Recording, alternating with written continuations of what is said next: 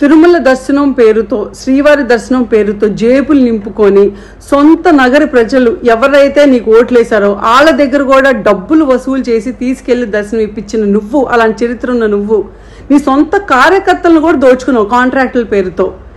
ఆఖరికి నీ సొంత పార్టీ లీడర్లు కూడా ఈవిడ మా పార్టీకి దరిద్రం అనుకునే స్టేజ్కి తెచ్చుకున్న రోజా ఈరోజు నిన్న జరిగిన ఒక దురదృష్టకరమైన ఇన్సిడెంట్ని, లేకపోతే బాధాకరమైన ఇన్సిడెంట్ని, కొంతమంది మనుషులు చనిపోతే దాని గురించి కూడా రాజకీయం చేయటానికి కోసం ఈరోజు మైకు ముందుకు వచ్చి బాధ్యత లేకుండా కనీసం ఆ చనిపోయిన కుటుంబాల కోసం ఒక్క ముక్క కూడా మాట్లాడకుండా ప్రతిదీ రాజకీయం చేసి పడేయాలి, మనకు నోటికి వచ్చినట్టుగా వ్యంగ్యంగా మాట్లాడాలి, అవమానించాలి సీఎంని, డీసీఎంని, లేకపోతే అందరు లీడర్స్ని.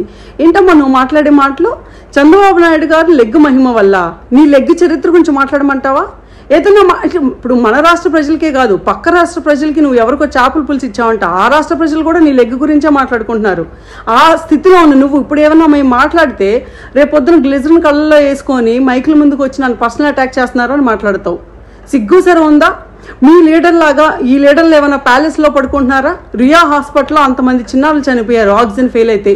ఆ రోజు మీ లీడర్ ఏం పీకాడు? మరి ఈరోజు చంద్రబాబు నాయుడు గారి నుంచి పవన్ కళ్యాణ్ గారు కానీ ప్రతి ఒక్కళ్ళు ఈరోజు తిరుమలలోనే ఉన్నారు. అక్కడికి వెళ్ళి సీరియస్నెస్ ఏంటో తెలుసుకోవటమే కాకుండా ఓపెన్గా అక్కడ ఈఓల్ని, లేకపోతే డిప్యూటీ ఈఓల్ని, లేకపోతే పోలీస్ డిపార్ట్మెంట్ని ప్రతి ఒక్కరిని కాల్అవుట్ చేస్తా జరిగిన ఫాల్ట్కి రెస్పాన్సిబిలిటీ ఎవరు, మేము అకౌంటబిలిటీ తీసుకుంటున్నాం, రేపొద్దున ఇలాంటి జరగకుండా చూసుకుంటాం అని చెప్పి దానికి కొత్త ప్రణాళికలు కూడా యాడ్ చేస్తున్నారు. ఇంత చేస్తుంటే అప్రిషియేట్ చేయకపోగా సిగ్గు సరం లేకుండా బురద చల్లటానికి ట్రై చేస్తావు. ఇది ఈ సిచ్యువేషన్ వాడుకుని 6 చనిపోతే ఇది కాదు మీ బతుకులు. ఫ్లడ్స్ అప్పుడు ఇదే ధోరణి. ఆ రోజు ₹1 కోటి ప్రకటించాడు, ఈ రోజు దాకా ఇవ్వలేదు జగన్మోహన్ రెడ్డి. ఏ రోజున అడిగావా నీ లీడర్ని?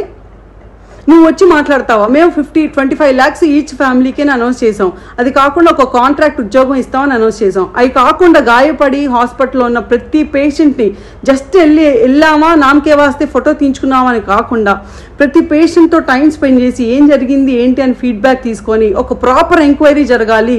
తప్పు ఎవరిదైనా సరే, మన సొంత వాళ్ళైనా సరే శిక్ష పడాల్సిందే అని గట్టిగా ఖరాఖండిగా నిర్ణయించుకున్న గవర్నమెంట్ నాకు తెలిసి ఈ రాష్ట్రంలో, ఈ ఇండియాలో ఏ రాష్ట్రంలో కూడా ఉండదు.